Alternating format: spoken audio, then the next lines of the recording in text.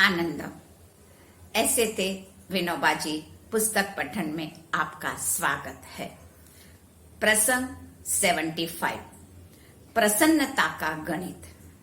आश्रम में कभी किसी बहन पर अध्ययन की धुन सवार होती थी तब बाबा क्या कहते, बहुत अधिक घंटे अध्ययन करने में ज्यादा अध्ययन होता है, यह ख्याल तो गलत ही है। जैसे गहरी नींद होती है और एक लंबी चौड़ी लेकिन स्वप्न में, वैसा ही अध्ययन में है। पढ़ो 1 गुना, चिंतन करो 2 गुना, आचरण करो 4 गुना और भावन करो 8 गुना। गाढ़ निद्रा भी भावन का एक अंग है और प्रसन्न रहो 16 गुना, यानी 16 आने, परिपूर्ण 24 घंटे और कुल जीवन। प्रसन्नता का अर्थ उल्लसित वृत्ति या हर्ष नहीं है। प्रसन्नता यानी निर्विकारिता, शांति।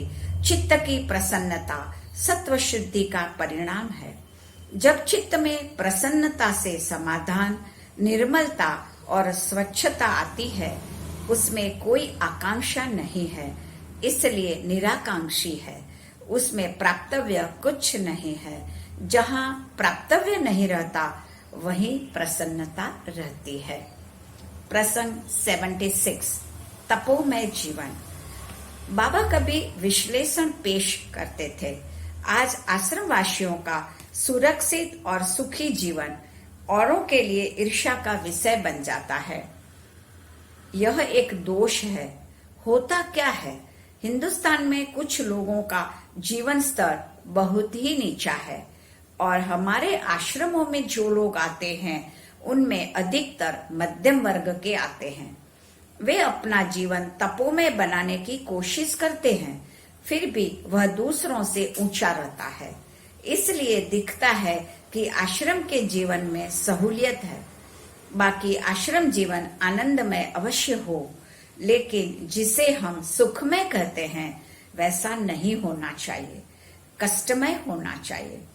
उस कष्ट में ही ऐसा समत्व, आनंद और ध्येयवाद होगा कि वह तापदायी नहीं होगा, तपःपुत होगा। तप में आनंद की अनुभूति होती है, ताप में नहीं। प्रसंग 77, संसर्ग नहीं संपर्क। ब्रह्म विद्या में जनसंपर्क का क्या स्थान, प्रश्न पूछा गया और उत्तर में बाबा ने कहा, जैसे विज्ञान में, प्रयोगशाला में प्रयोग होते हैं, वे सब जनता के लिए, जन समाज के लिए ही होते हैं, लेकिन जरा जन संसर्ग मुक्त होते हैं। वैसे ब्रह्म विद्या के प्रयोग भी ब्रह्म विद्या की प्रयोगशाला में ही होंगे सब लोगों के लिए, लेकिन वे जन संसर्ग से मुक्त रहने चाहिए। मुक्त रहना लाभदायी है। जन संपर्क और जन संसर्ग में फर्क है। जन संसर्ग में जनों का रंग हम पर चढ़ता है और जन संपर्क में हमारा यानी ब्रह्म विद्या का रंग जनों पर चढ़ेगा। उस दृष्टि से बाबा कहते थे कि आश्रम समाज से न बहुत दूर हो न अति निकट हो। दूर होगा तो जन संपर्क से वंचित रहेगा, निकट होगा तो समाज संसर्ग से प्रभावित रहेगा। हमें समाज जीवन से न वंचित रहना है न प्रभावित। उस दृष्टि से आश्रम का स्थान और कार्यक्रम ऐसा हो कि समाज का संपर्क रहे, संसर्ग टले। योग सूत्र में पतंजलि ने शुचिता के 7 अंगों का विवरण करते हुए कहा है, परे ही असंसर्ग, अन्य के साथ संसर्ग न रहे।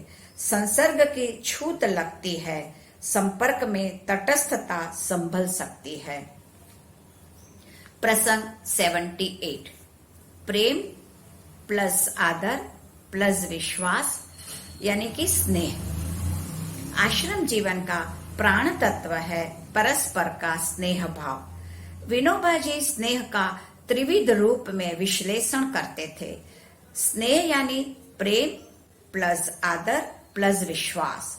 जहाँ परस्पर के संबंधों में प्रेम, आदर और विश्वास तीनों बुने गए हो, वहाँ है स्नेह युक्त जीवन। एक का भी अभाव हो तो उतनी कमी मानी जाएगी। बाबा तो यहाँ तक कहते थे कि जिनके परस्पर के संबंध में ये तीनों चीजें हैं वे लोग मृत्यु के बाद भी साथ रहेंगे। सब प्रकार की उपाधियां और अवगुण से जो मुक्त होता है वही सच्चा स्नेह।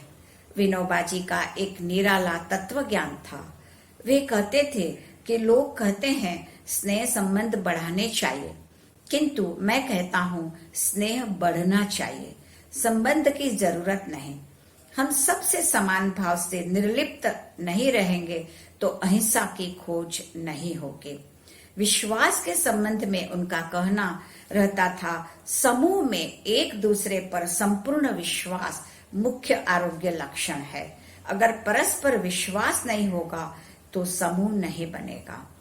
समूह हो या समाज हो, उनका समीकरण ही था, व्यक्तिगत जीवन में जो स्थान श्वास का है वही सामाजिक जीवन में विश्वास का है। श्वास न रहा तो व्यक्ति मर जाएगा, वैसा ही सामाजिक जीवन में विश्वास न रहा तो समाज मृतप्राय हो जाएगा। धन्यवाद।